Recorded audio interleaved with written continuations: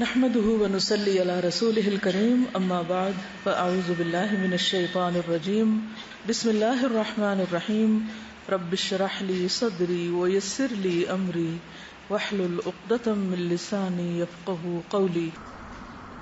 کل کی حدیث کس کو یاد ہے؟ کیا آپ سنائیے.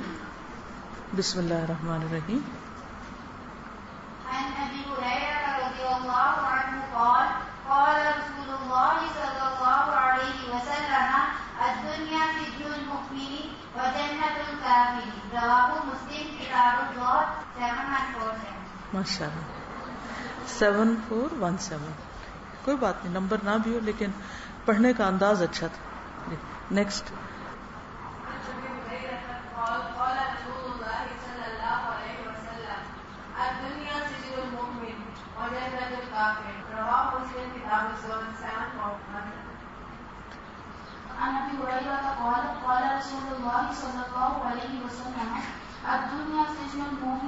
والجنة الكافر. رواه مسلم کتاب الزہد 7417.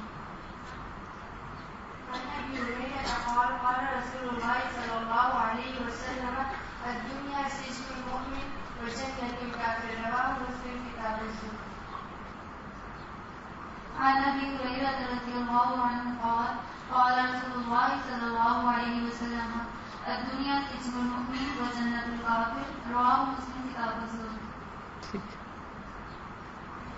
چلیے یہ بتائیے کہ گھر جا کر آپ نے اس حدیث پر کچھ غور کیا؟ کوئی خاص سچویشن ایسی پیش آئی ہو جس پر آپ کو حدیث یاد آ گئی؟ جی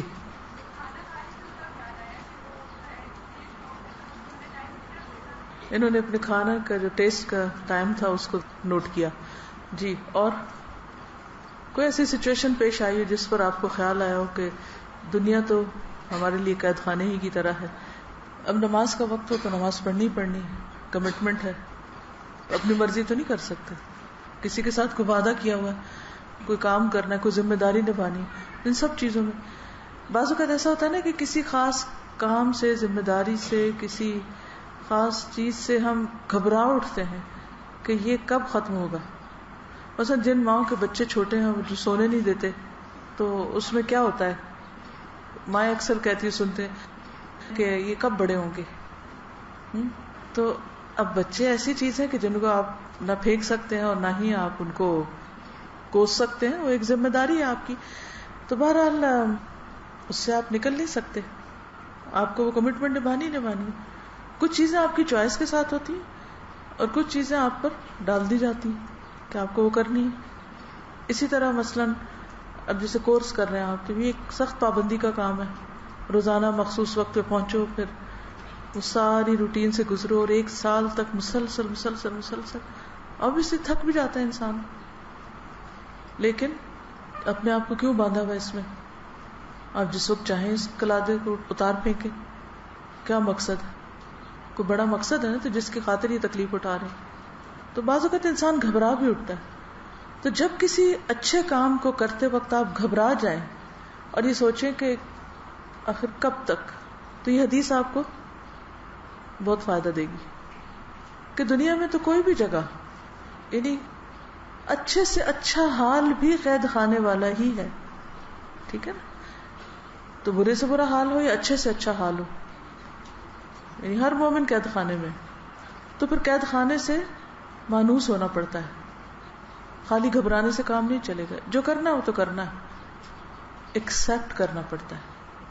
تو کچھ چیزوں کو ایکسپٹ کر لیں لائف میں. ٹھیک ہے نا؟ تو جب انسان ایکسپٹ کر لیتا ہے تو پھر اس کے بعد وہ ہر وقت یہ نہیں سوچتا کب نکلوں کب یہ سچویشن ختم ہو. اور یہ بھی آپ نے تجربہ کیا ہوگا کہ بعض اوقات ہم ایک مشکل سے گھبرا اٹھتے ہیں اور ہم کتنا بھی اچھا کام اس کو چھوڑ دیتے ہیں، ہم سے نہیں ہوتا، پھر ہم کچھ اور کرنے لگتے ہیں. پھر کیا ہوتا ہے؟ اس سے گھبرا اٹھتے ہیں. ہوتا یا نہیں؟ گھبرا جاتا ہے. پھر کیا ہوتا ہے؟ پھر آپ کہتے ہیں چھوڑو اس کو. پھر کیا کرتے ہیں؟ کچھ کیے بغیر تو زندگی گزرنی نہیں، کچھ تو کرنا ہی ہے. پھر کچھ اور کرنے لگتے ہیں. پھر کیا ہوتا ہے؟ پھر اس سے اکتا جاتے ہیں، اس سے تھک جاتے ہیں، اس سے گھبرا اٹھتے ہیں.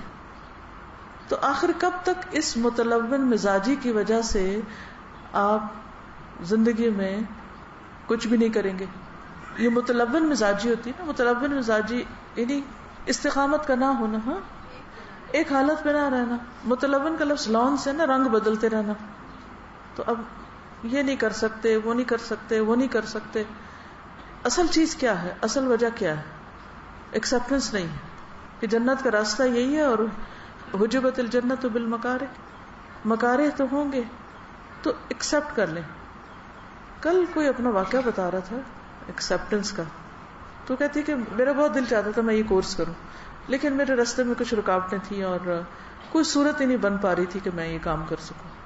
تو کہتی ایک دن میں نے پکا ارادہ کر لیا, نیت کر لی, اور جس دن میں نے نیت کر لی, میں نے ارادہ کر لیا, اس دن سے ہر چیز بدل گئی, ہر چیز چینج ہو گئی اور ہر چیز فیور میں ہو گئی. اس کے ہسبینڈ کا کام ایسا ہے کہ اسے سمر مری میں گزارنی پڑتی, تو وہ مری سے اس کو یہاں لے کے آتے تھے ہر ہفتے جو بھی کلاسز ہوتی, یعنی ہر کلاس کے لیے مری سے لائے اور پھر کلاس کے بعد لے گئے. اس کا گھر ایفیٹ کی جو بلڈنگ تھی اس سے واکنگ ڈسٹینس پہ تھا. وہاں نہیں کر سکی پورا کورس, دیر ہوگی کرتے کرتے کہ اچھا یہ کر لیں وہ کر, پھر یہاں تک آ رہی, پھر مری سے یہاں تک آ رہی. یہ کیسے ممکن ہے, کیسے ہوا؟ اور کل ان لوگوں کی حدیث کی تکمیل تھی شام میں. ماشاءاللہ ہر خاتون نے اپنے اپنے حصے کی بات کی, اور میں سب کے چہرے دیکھ رہی تھی نا کہ تقریباً 7 سال سے ان کا یہ کورس شروع ہوا اور مسلسل کیے جا رہے ہیں. وہ قرآن کا کیا, پھر حدیث کا کیا, پھر دوائے شافی کر لی, مناج القاصدین کر لی, اور سبجیکٹس فقہ کے کر لیے, فقہ اسلامی کر لی. تو میں یہ سوچ رہی تھی کہ سلو کرنے کے باوجود وہ ساری چیزیں کر لی, لیکن استقامت. اور پھر ایک طالبہ ایسی تھی جس نے کوئی چھٹی بھی نہیں کی, اس کو فل اٹینڈنس کا پرائز ملا. تو میں یہی سوچ رہی تھی, یہی غور کر رہی تھی کہ کیا یہ پابندی ان کے لیے قید خانہ نہیں تھا نا؟ یعنی کہ کوئی بھی پابندی قید خانہ ہے, قید خانہ ہے ہی پابندی کا نام. تو مومن کی زندگی ایک پابند زندگی ہوتی ہے, اور اس میں جو کرنے کے کام ہے نا, جو نیکی کے کام ہے اور جو بڑی نیکی کے کام ہے, ان پر اپنے آپ کو پابند کرنا پڑے گا. یہ اصل میسج اس حدیث کا. اس کو ایکسپٹ کر لیں اور اس پر پابندی کریں. اب مثلا نماز ہے, کئی لوگ نماز شروع کرتے ہیں تو کچھ عرصے کے بعد پڑھتے پڑھتے اچانک چھوڑ بیٹھتے ہیں. اسی طرح تو بہت سے لوگوں کا یہ مسئلہ ہے. اکثر لوگ اس فکر میں پائے جاتے ہیں, ابھی تم قرآن پڑھ رہے ہیں, ہم بہت سی چیزوں کی پابندی کر رہے ہیں, اس ماحول سے نکلیں گے, یہاں سے جائیں گے, پتہ نہیں کر پائیں گے یا نہیں. یہ بہت سے لوگوں کے لیے پریشانی ہے. اس میں کیا چیز کاؤنٹ کرتی کہ آپ کر پائیں گے کہ نہیں کر پائیں گے؟ اٹس یو, کہ آپ کا کیا ارادہ ہے. حضرت آسیہ کے پاس کون سا ماحول تھا؟ ہاں, کون ان کو موٹیویٹ کرتا تھا صبح سویرے, اٹھو اللہ کی بندگی کرو. آپ کہیں گے وہ تو ایک بہت بڑی مثال تھی, لیکن تھی تو انسان ہی نا. جو جتنے بڑے عہدے پہ ہوتا ہے, جتنی بڑی پوزیشن ہوتی ہے, جتنی زیادہ عیش و عشرت اس کے پاس ہوتی ہے, اس کے لیے یہ راستہ اختیار کرنا اتنا ہی زیادہ مشکل ہوتا ہے. ایک عام بندہ جس کی زندگی میں کوئی بڑی رکاوٹ نہ ہو, وہ یہ کر لے وہ کر لے, جو دل چاہے کر لے, اس کے لیے نہیں اتنی مشکل. لیکن حضرت آسیہ جیسے مقام پہ کوئی ایسا فیصلہ کرنا انتہائی مشکل ہے. لیکن کس چیز نے ان سے وہ فیصلہ کروا لیا اور پھر اس پہ پابندی بھی اختیار کی انہوں نے؟ وہ اندر کا ایمان تھا یا باہر کی قوتیں تھیں؟ ٹھیک ہے, باہر کا ماحول فضا سازگار ہو تو بہت فائدہ ہوتا ہے, ذرا آسانی ہو جاتی ہے.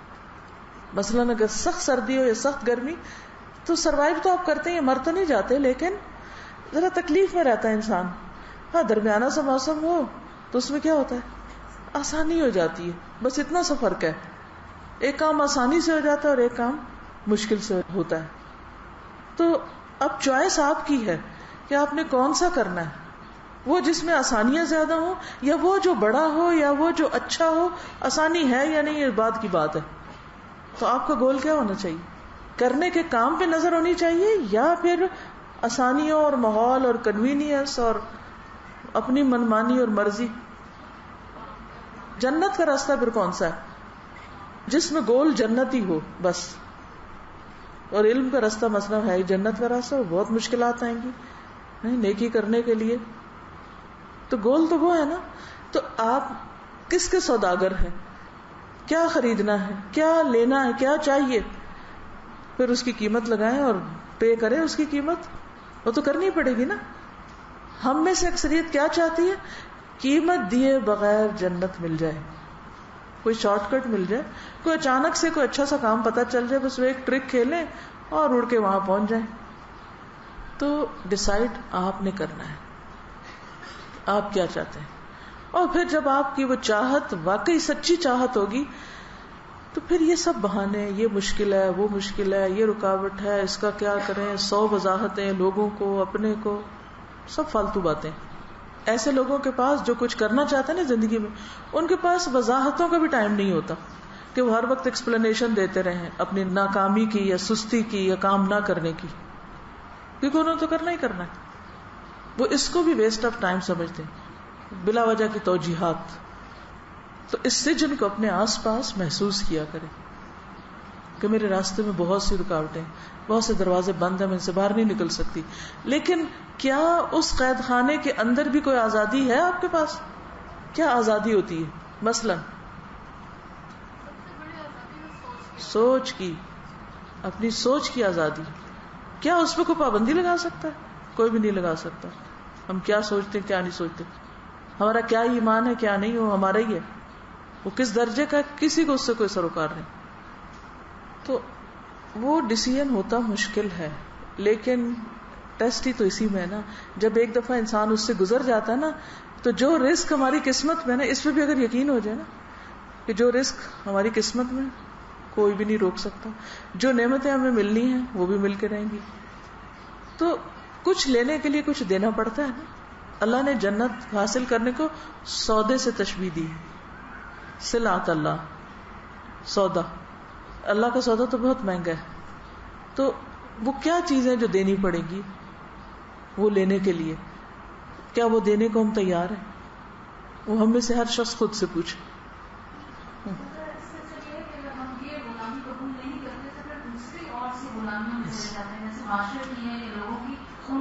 یعنی وہ نفس کی غلامی، اور سب سے پہلے اپنے ہی نفس کی غلامی ہوتی ہے کہ انسان اس کا غلام بن جاتا ہے.